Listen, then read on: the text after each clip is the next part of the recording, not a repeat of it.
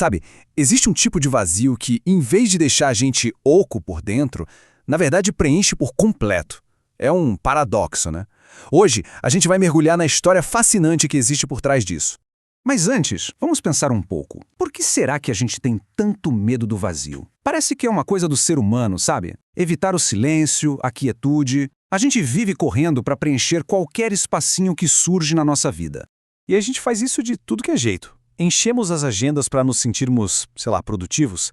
Preenchemos o silêncio com qualquer ruído e o coração com um monte de distrações. É que, no fundo, a gente encara o vazio como se fosse uma falha, algo que precisa ser consertado para ontem. Só que a história que a gente vai ver hoje vira essa lógica de cabeça para baixo. Vamos nos aprofundar no relato da ressurreição. Uma história onde um túmulo vazio não significou perda, mas sim a maior plenitude que poderia existir. Bom, a primeira pista encontrada naquela manhã foi a pedra. A pedra que tinha sido removida do túmulo. Pode parecer um detalhe simples à primeira vista, mas o significado real por trás disso é, na verdade, um convite muito poderoso.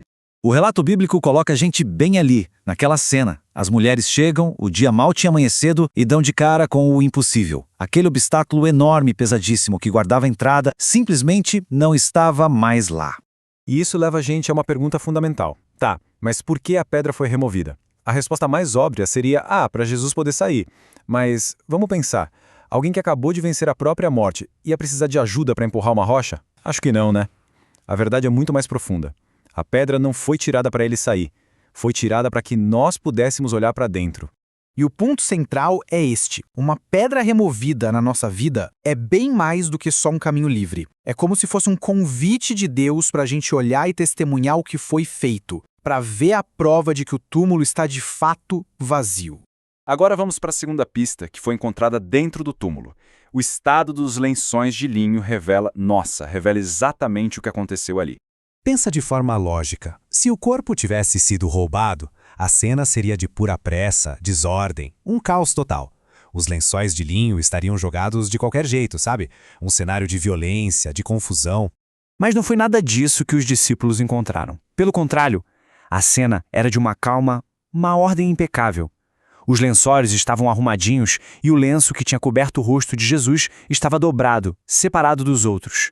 Isso mostra de um jeito brilhante que aquilo não era uma cena de crime, era uma cena de vitória. Jesus não escapou da morte como um fugitivo. Não, ele a derrotou com toda a autoridade. E ainda teve tempo, simbolicamente, de arrumar a cama. Isso mostra que ele é quem pode trazer ordem para o nosso caos. Vamos agora para o terceiro e talvez o elemento mais crucial de todos, as palavras ditas pelos anjos. Elas conectam aquele túmulo vazio a uma verdade imensamente maior. Essa pergunta dos anjos é um verdadeiro choque de realidade, né? É uma pergunta retórica tão poderosa que muda toda a perspectiva daquelas mulheres. Elas estavam procurando a pessoa certa, só que no lugar completamente errado. A tristeza, a perplexidade delas não vinha por falta de fé, mas por puro esquecimento. Elas tinham se esquecido do que o próprio Jesus já tinha avisado que iria acontecer. A dor daquele momento acabou ofuscando a memória da promessa. E aqui está a chave de tudo. Aquele vazio físico ali no túmulo era necessário para que pudesse haver um preenchimento espiritual completo. Cada profecia, cada promessa de redenção, tudo encontrou seu cumprimento final naquela manhã. E assim que a gente chega no coração da questão, como é que um túmulo vazio, de 2000 anos atrás, pode preencher os nossos vazios hoje, aqui e agora? Olha só, o túmulo vazio não é só um fato histórico. Ele é uma garantia viva. É por causa dele que o vazio da culpa pode ser preenchido pelo perdão, o vazio do desespero pela esperança da ressurreição. E, finalmente, aquele grande vazio da morte é preenchido pela promessa da vida eterna. E essa é a grande promessa. A garantia daquele túmulo vazio é que os nossos corações podem finalmente ser cheios, e não com distrações que passam rápido, mas com uma presença que fica para sempre. No fim das contas, talvez a verdadeira questão não seja como preencher nossos vazios, mas com o quê? A história da ressurreição nos desafia a parar de procurar vida em lugares mortos, seja em vícios, na aprovação dos outros ou até mesmo no passado.